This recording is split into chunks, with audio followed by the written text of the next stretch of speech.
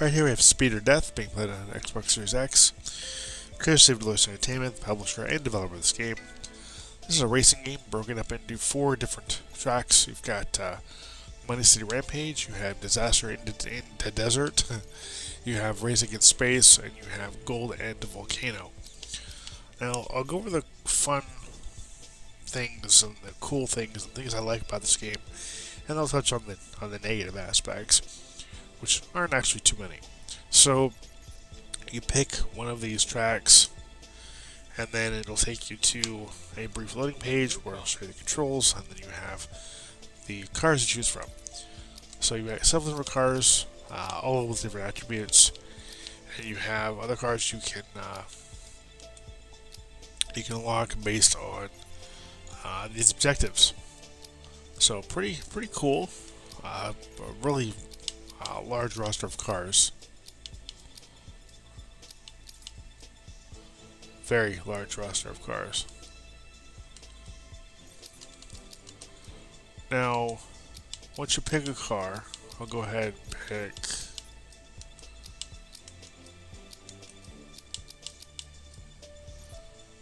pick Punkist.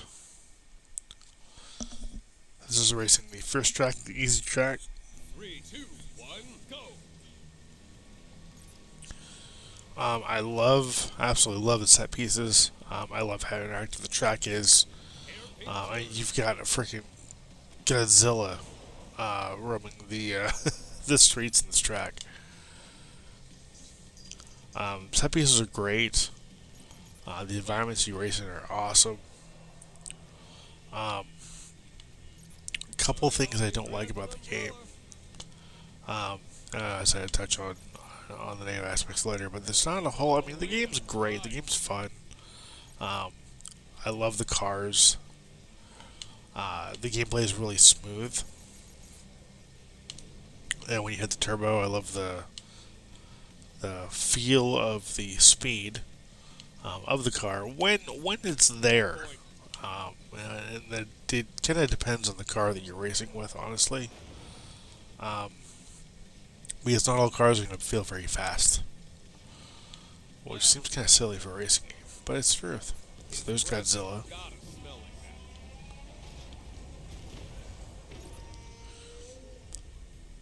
You have the meter at the top that tells you the progress, how far you have till you complete the track.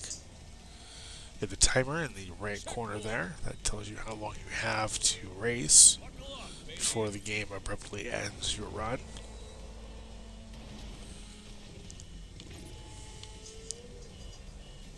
You have the right trigger being your acceleration, left trigger being your brake.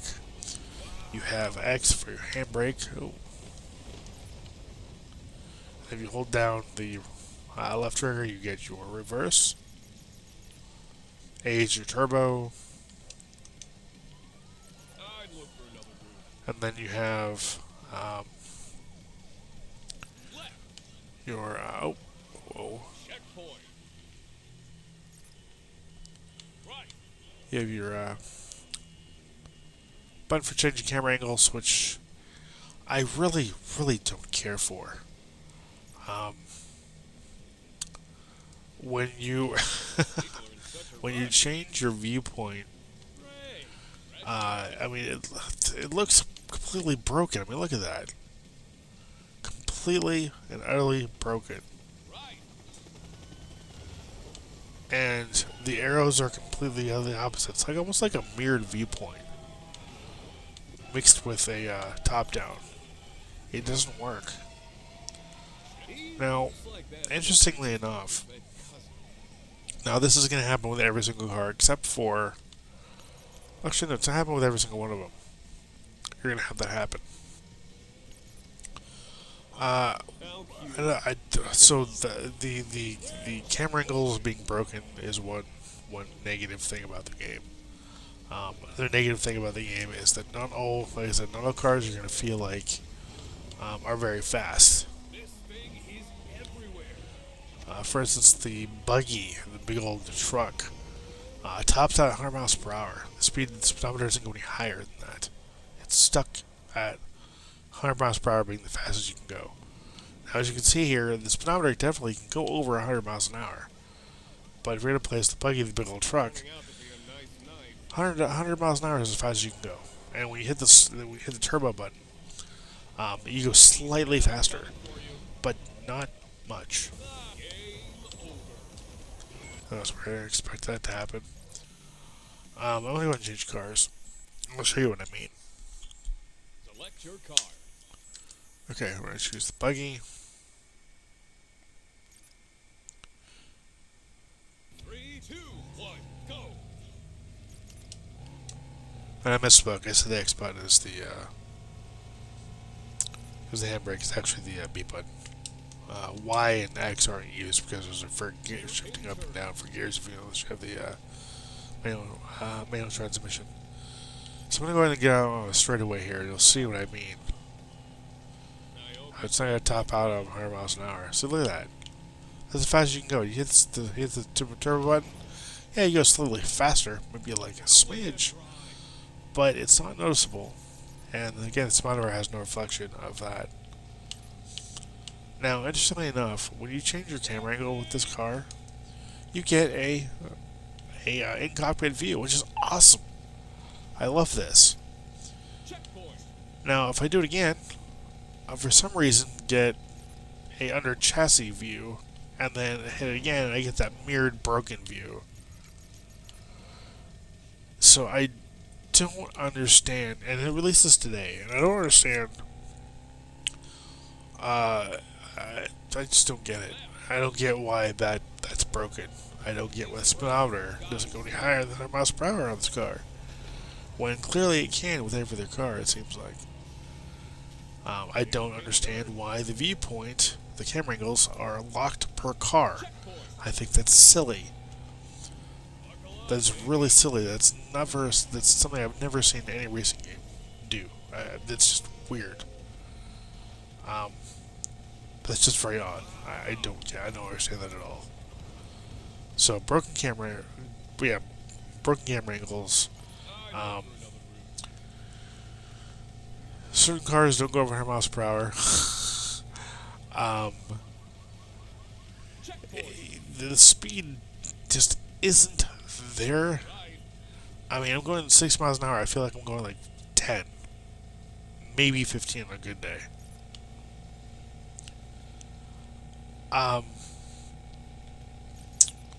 People are in such a rush. Yeah, so I mean, there's plenty to nitpick about.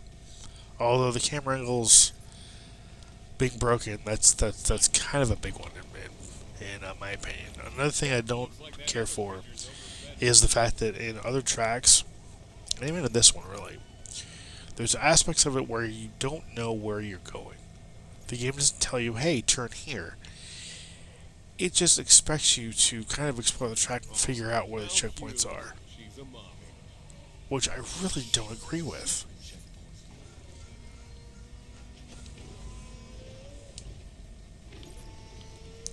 A racing game should tell you where you're going. Like, for instance, like I just turned down that dead-end road when I was supposed to go this way. There's no indication that I was supposed to go this way. None. Other than initially. And that's not always the case in every turn. Which I get. I think they're trying to get you to kind of explore the track, which is, I understand that. But there should be like an arrow saying, hey, go this way. Turning out to be a To show you, hey, this is where you're supposed to be going. You might want to go that direction. Or, hey, if you don't want to go that direction, you can't explore. So I think more of a direction is needed when we're racing these tracks. Another thing is that when I'm getting ran over, I knew that was going to happen. I knew it. And of course, I hit the track. But when you're racing along, you don't have enough speed. You'll end up getting stuck on a ramp or in rubble, and you're not going to be able to move. You'll have to reset the car, which is the right trigger, right analog button to reset the car. And when you do that, that really hinders your ability to complete the track. I've only ever completed this track once. One time. And that's after I unlocked a car. you can't beat it. As far as as far as I've tried, I cannot beat it with the base card that you start with. So then the game encourages you without telling you to unlock other cars so you can do better at these tracks, which I get. I understand. That's the point of a racing game. It gets you to continue playing. But another aspect of the game that bugs me to no end is on the track. It's the alien track. You'll get to the point where you'll get stuck, unless I get stuck in this wooded area, this forest. And if you hit the reset button, you're put back on the track. But you can't go forward. You get hit by an invisible wall with no indication that it's there. In fact, I'll go ahead and show it to you.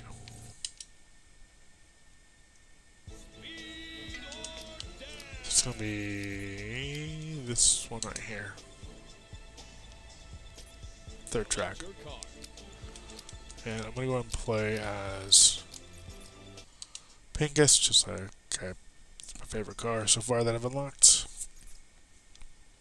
3, 2, 1, go! So this track here has a section in it where you're not hitting a wall, and it shouldn't be a wall because it looks like it's a track just like this.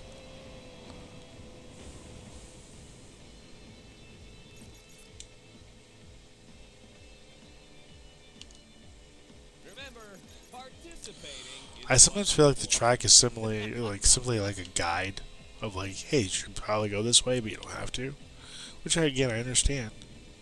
I get that. They're getting you to explore the tracks you're racing on, and it's kind of fun. I mean, I like this. Like the set pieces are pretty cool.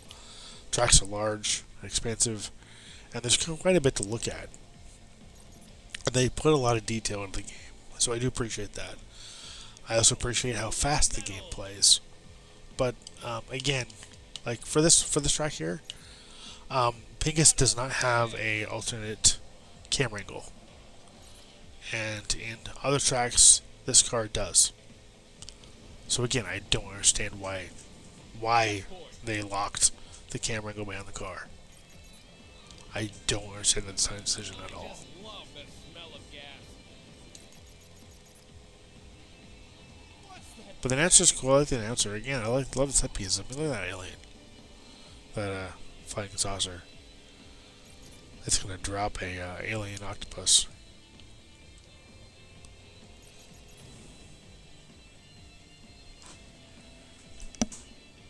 So there are a lot of things that I don't like about the game, but there's a lot more that I enjoy about it. So yeah, it definitely has its flaws. I mean, don't get me wrong. There's a lot of flaws with this game. But it's a good game. It's a decent game. Is a sense of speed there? Well, it's relative depending on the car that you race with. Like right there, you have no indication there's a turn here. Or you think you turn that way? Nope, you just keep going this way, and eventually.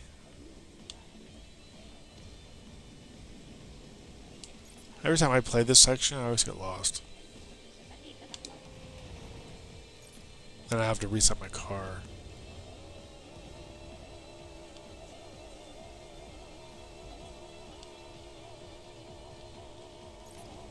See. Reset my car, I'll go this way. Oh, okay, I didn't get to show you, but you get it. So is this game worth it? I'd say yeah. Just understand what you're getting yourself into. I do want to thank Dolores Entertainment for the opportunity. I do want to thank you for watching. I do want to thank you for subscribing. I'm hoping that a patch comes out to address these issues that I've got. Again, the camera angles are broken.